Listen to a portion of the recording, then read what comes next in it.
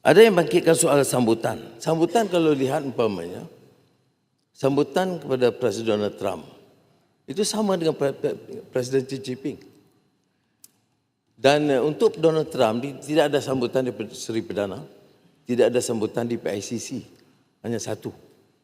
Untuk Brazil dan Afrika Selatan, sambutannya 3 di lapangan terbang, di Seri di mana ada kebudayaan dan anak-anak sekolah dan tarian, dan juga di PICC. Jadi itu keadaan dia. Ada yang dibangkitkan. Kadang-kadang kawan-kawan kita ni dia holier than thou lah, seolah-olah mereka itu macam keramat. Tak apalah ya. Jadi semua kebaikan itu dipadamkan, dia nampak dalam tarian. Tarian pun zapin, tarian Melayu, bukan tango.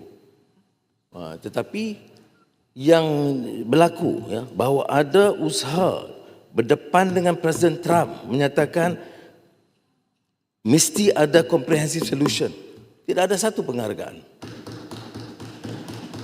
bahawa kita pertahankan hak kita untuk mempertahankan dasar centrality. Ya, baik dengan Amerika Syarikat, berdagang dengan Amerika Syarikat, tetapi baik dengan negara China.